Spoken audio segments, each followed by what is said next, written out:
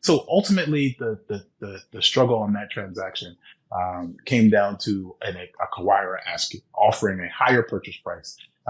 Now, generally speaking, the solution to this problem is to have a letter of intent that's ironclad. What I had decided to do in the middle of this transaction was to pause the letter of intent because I was working on something with the bank. And ultimately, that was the worst decision that I ever made in my life. So let me talk about letter of intent. A letter of intent is the legal document that defines the deal between me and the person who owns the company.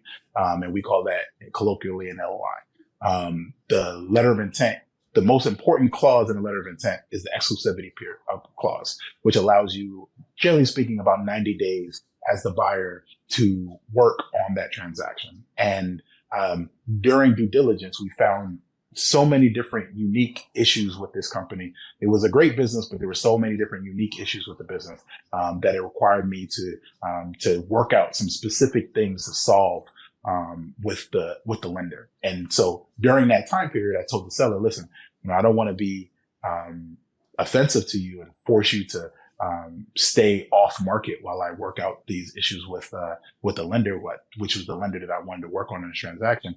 I'll allow you to I'll remove the exclusivity period, but I'll be back to you within 2 weeks. And during that 2 weeks, the seller, in his concern that I may not come back, reached out to the competitor, and they offered more money than I was willing to pay.